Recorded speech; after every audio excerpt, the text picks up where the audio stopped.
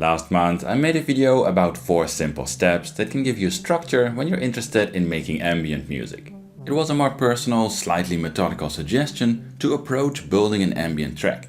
In short, the steps are: make core sounds with variations, use those variations to evolve sounds, combine sounds and evolutions to tell a story, and think about where your sounds live in the frequency spectrum. If you haven't seen that video, you can watch it here. But today I'll take you through a patch on this small system in detail and talk more about the steps with hands-on tips and examples.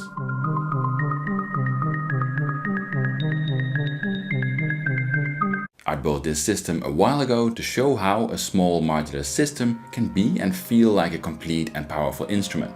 This setup doesn't need any other tools, modules or expanding to work like an instrument.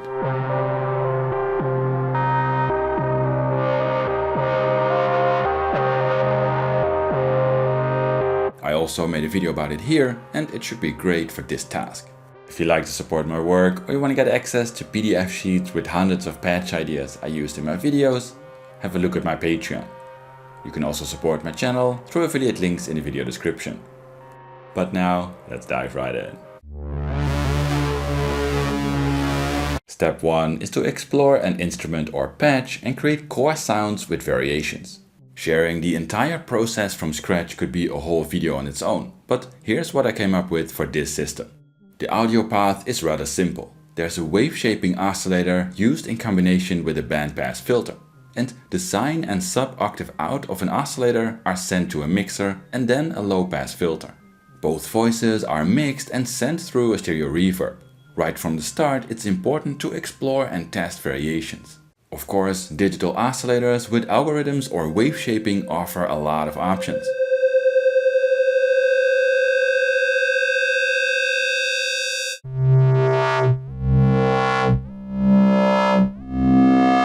But the simple trick of mixing a main and sub-octave out gives you interesting control as well.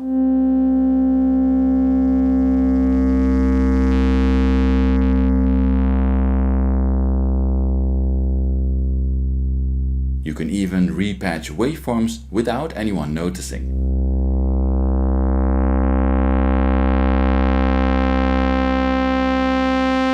Make sure to explore the core sounds with different filter settings and effects.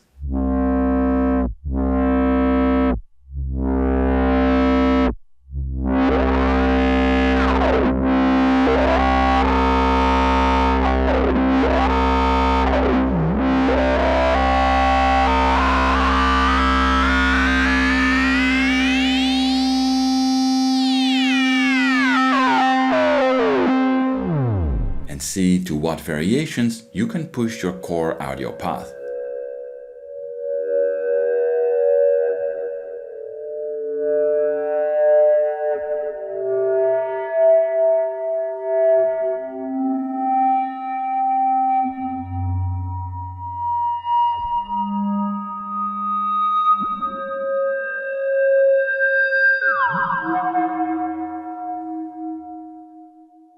To expand the setup, both oscillators are sequenced, and each sequencer is triggering an envelope. An LFO is modulating the first envelope a bit for subtle variations. Again, explore what can be done with the added ingredients. For example, I'm using one sequencer as a steady note, so that voice can be played manually.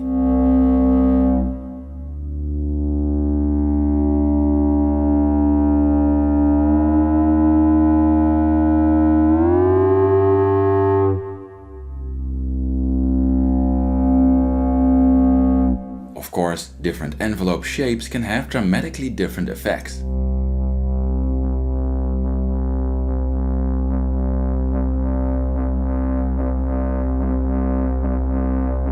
You can mess with gates and clock divisions,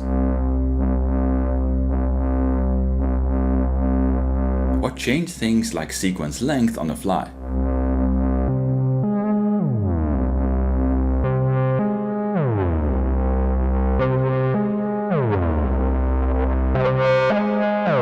So make sure to explore your sequencers like playable ingredients as well.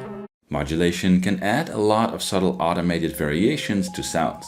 Here, a semi-random voltage is used to modulate the filter of one voice. and a copy of that signal is inverted and used to modulate the other voice. Another copy is sent through an attenuator and on to modulate a parameter of the stereo reverb. Having a slow LFO or random voltage modulate the voices in inversed ways is a great trick to add some subtle dynamics to a patch without much effort.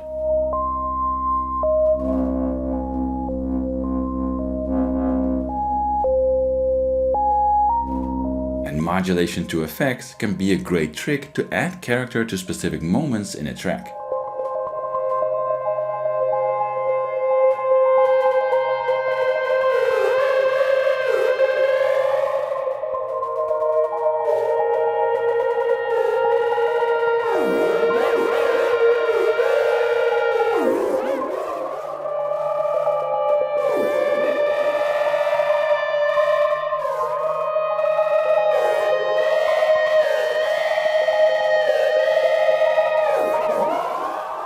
Finally, a third untuned oscillator is used as flying modulation source, meaning it's meant to modulate flexible destinations and highlight or accent different voices or sounds. The oscillator is modulating the shape and frequency of the wave shaping oscillator, but also the frequency of the second oscillator through an attenuator. The third oscillator can easily modulate the first as they are part of the same module.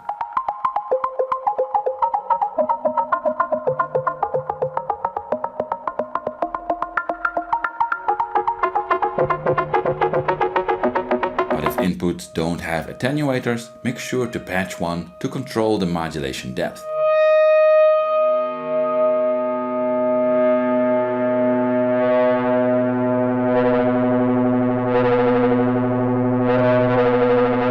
This also allows you to repatch the destination and introduce modulation somewhere else in a patch with a smooth transition.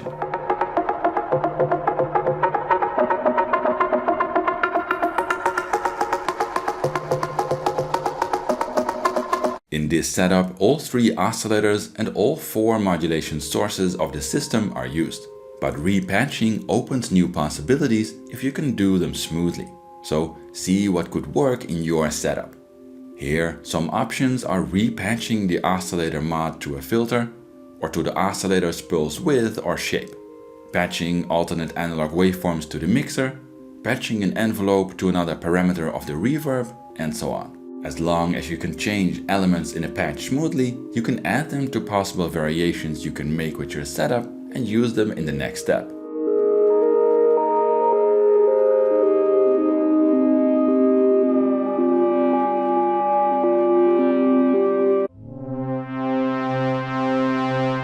Having fleshed out the patch and a set of variations, step 2 is to practice evolving the variations from one to another. So just try and see what can be done with the variations you made for each voice. Experiment and evolve a voice from soft and distant to in your face and screaming and everything in between. To dive deeper with a voice, you can try and see what evolutions can be used to evolve and add interest and dynamics to a voice that doesn't get much attention or is played in the background.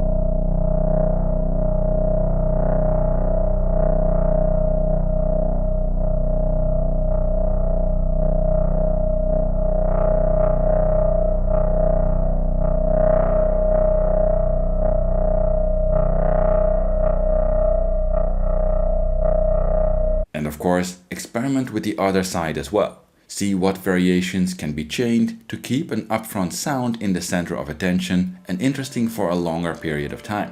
You can really see these as exercises to get to know the ins and outs of your module's behavior and find the concentration to control them, and get the confidence to play them like an instrument.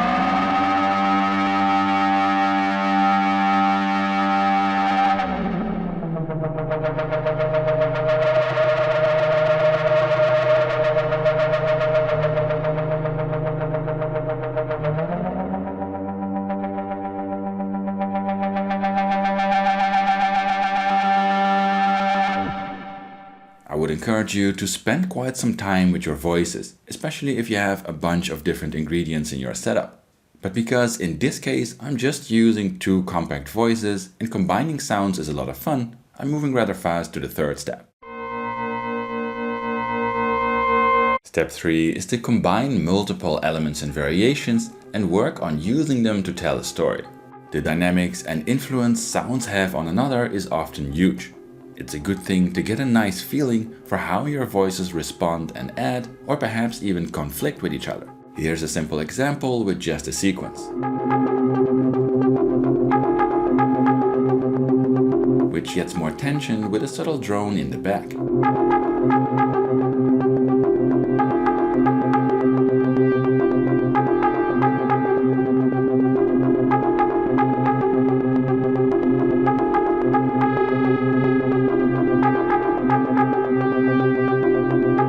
And here's a repetitive drone that gives structure to a floating distant sequence.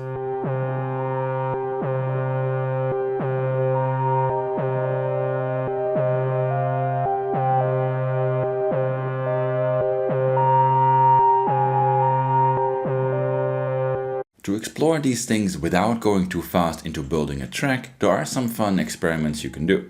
For example, just have one voice run steady, or maybe with a little bit of subtle modulation. Then focus only on the second voice and play with moving it around the first steady voice. Here's an example with a steady melodic part and improvised drone solo.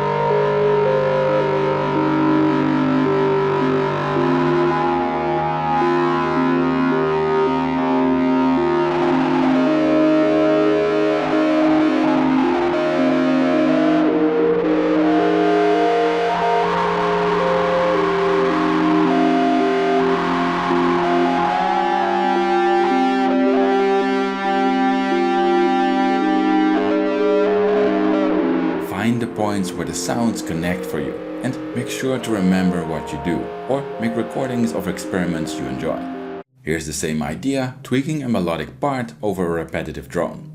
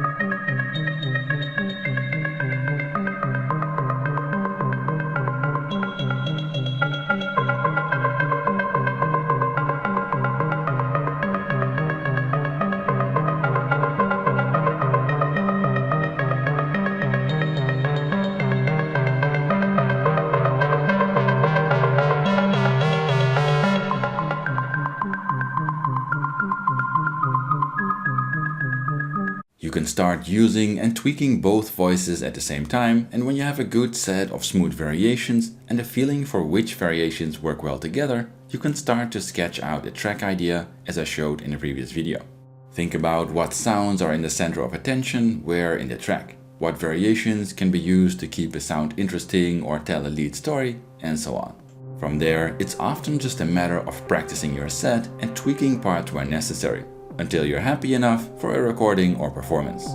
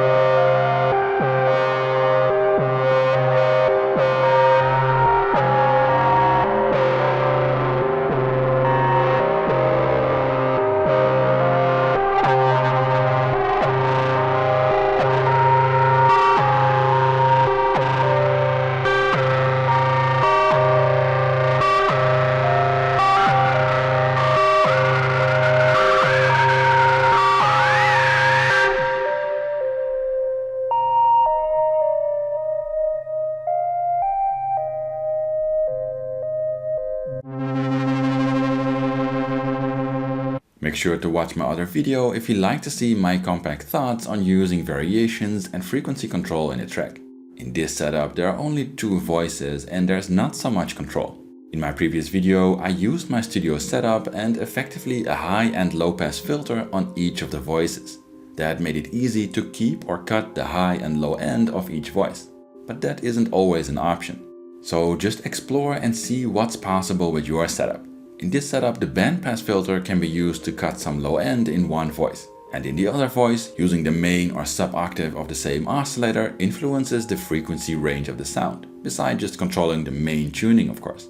But in a setup like this, it mostly comes down to using your ears and selecting the right variations when combining voices in the previous step. Just listen to the sound that comes out, and if you feel like there's no solution to 2 nice variations fighting over the same frequency space, that just might not be a great combo of sounds, even though they might both be great individually.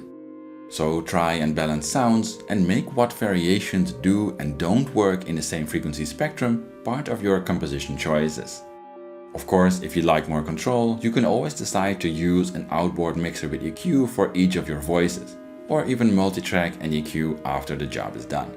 I hope you find these additions to my other video useful. If you'd like to learn more, have a look here, and as always, smash that like, subscribe and bell button if you want to see more modular content from me. But that's it for now, thanks for watching and see you next time.